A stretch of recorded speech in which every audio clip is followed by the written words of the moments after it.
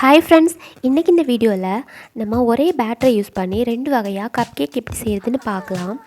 இது ஒன்று வந்து பட்டர்ஸ்காட்ச் ஃப்ளேவர், இன்னொன்று வந்து பிஸ்தா ஃப்ளேவர். இப்போ வாங்க ரொம்பவும் சிம்பிளாக இது எப்படி செய்கிறதுன்னு பார்க்கலாம். ஃபஸ்ட்டு ஒரு ட்ரையான பவுலில் ஜல்லடை வச்சுக்கோங்க.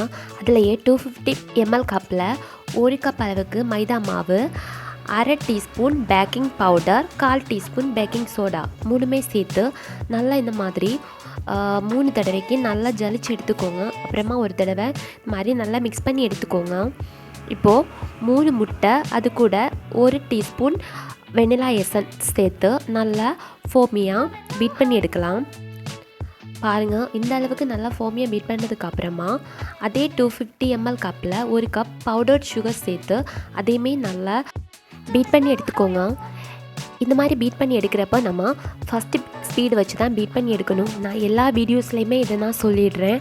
அப்போ தான் நமக்கு கேக்கு சாஃப்டாகவும் எக்கோட ஸ்மெல் இல்லாமலும் இருக்கும். ஆல்ரெடி நம்ம சேனலில் இதே மெத்தடில் எக்கு யூஸ் பண்ணி எக்கு இல்லாமல் 2 டைப்லேயுமே ஒரே பேட்டரை யூஸ் பண்ணி மல்டி ஃப்ளேவரில் எப்படி சேம் டைமில் கேக் பேக் பண்ணுறது அப்படிங்கிற வீடியோ போட்டிருக்கேன். அதோட லிங்கையுமே டிஸ்கிரிப்ஷனில் தரேன், உங்களுக்கு தேவைப்பட்டுச்சுன்னா செக் பண்ணிக்கோங்க. பாருங்கள், ஒரு 10 நிமிஷத்துக்கு நம்ம இந்த மாதிரி பீட் பண்ணணும். இப்போ 30 ml அளவுக்கு பட்டர் வந்து மெல்ட் பண்ணி இதில் நம்ம சேர்த்துக்கலாம். நீங்கள் ரீஃபைண்ட் ஆயில் கூட சேர்த்துடலாம். ஆனால் கப் கேக்குக்கு நம்ம பட்டர் சேர்த்தோன்னா இன்னுமே ரொம்ப சூப்பராக இருக்கும். டேஸ்ட் வைஸாகவும் அதோட டெக்ஸ்சர் கூட சூப்பராக இருக்கும். இப்போது நம்ம மிக்ஸ் பண்ணி வச்சுருந்தோம்ல மாவு, அதையுமே கொஞ்சம் கொஞ்சமாக சேர்த்து மிக்ஸ் பண்ணி எடுக்கலாம். பாருங்கள், இதே மாதிரி ஸ்பேச்சுலா கூட வச்சு நீங்கள் மிக்ஸ் பண்ணி எடுக்கலாம். உங்களுக்கு எந்த மெத்தட் ஈஸியாக இருக்கோ அதையே நீங்கள் யூஸ் பண்ணிக்கோங்க. இப்போ இந்த பேட்டரை வந்து நான் இன்னொரு பவுல்லையுமா ட்ரான்ஸ்ஃபர் பண்ணி எடுத்துக்கிறேன். பாருங்கள், அதிலையே கொஞ்சமாக எல்லோ கலர் ஆட் பண்ணிவிட்டு 1 டேபிள் ஸ்பூன் ப்ரலைன் சேர்த்துக்கிறேன். அது கூடவே கொஞ்சமாக பட்டர்ஸ்காட்சோட எசன்ஸ் கூட சேர்த்து இந்த மாதிரி மிக்ஸ் பண்ணி எடுத்துக்கிறேன். இப்போது இன்னொரு பேட்சில் வந்து 1 டேபிள் ஸ்பூன் அளவுக்கு கட் பண்ணி வச்சுருந்த பிஸ்தா, இது கூட லைட்டாக க்ரீன் கலர் ஆட் பண்ணிவிட்டு பிஸ்தா எசன்ஸுமே இதில் சேர்த்து மிக்ஸ் பண்ணி எடுத்துக்கிறேன். இப்போ நமக்கு 2 ஃப்ளேவர்லான பேட்டர் வந்து ரெடி ஆகிடுச்சு.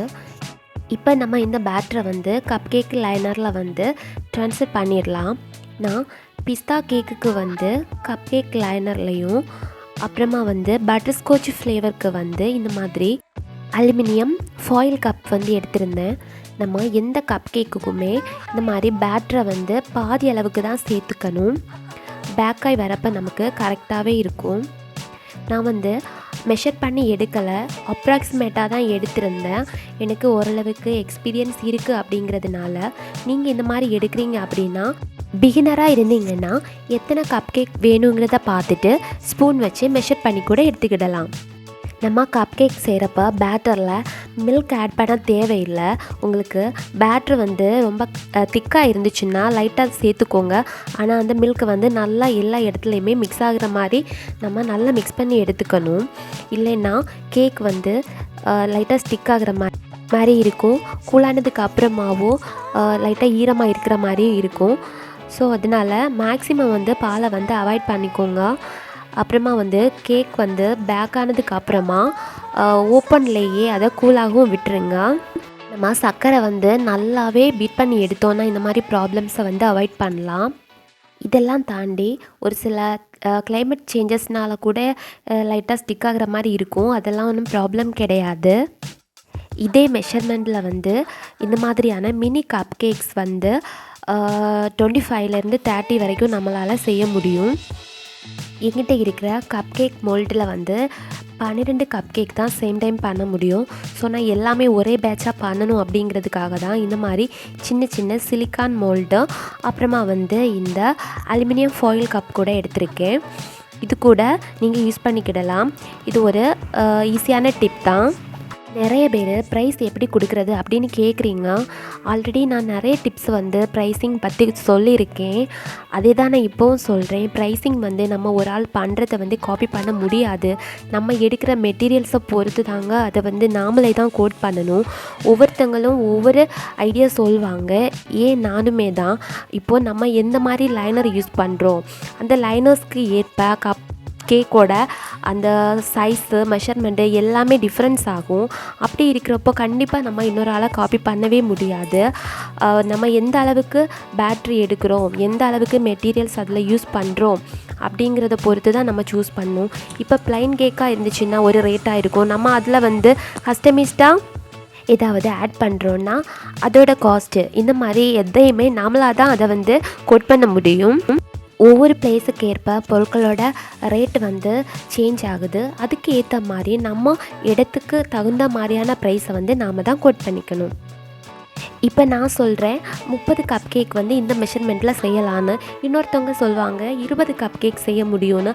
அது அவங்கவுங்க எடுக்கிற அந்த லைனரோட டிஃபரன்ஸ் தான். நான் எந்த மாதிரியே ப்ரைஸ் கொடுக்குறேன் அப்படிங்கிறது வந்து நான் ஸ்க்ரீனில் ஆட் பண்ணுறேன். பட் இது எல்லாருக்குமே சூட்டாக இருக்காது. அவங்கவுங்க இடத்துக்கு தகுந்த மாதிரியான ப்ரைஸை வந்து நீங்களே சூஸ் பண்ணிக்கோங்க. இந்த வீடியோ பிடிச்சிருந்தால் லைக் பண்ணுங்கள். உங்களுக்கு யூஸ்ஃபுல்லாக இருந்துச்சு அப்படின்னா கமெண்ட் பண்ணுங்கள். இது வரைக்கும் நம்ம சேனலை சப்ஸ்கிரைப் பண்ணி சப்போர்ட் பண்ணுற எல்லாருக்குமே ரொம்ப ரொம்ப நன்றி. இப்போ தான் நம்ம சேனலை புதுசாக பார்க்குறீங்க அப்படின்னா கூட சப்ஸ்கிரைப் பண்ணி சப்போர்ட் பண்ணுங்கள்.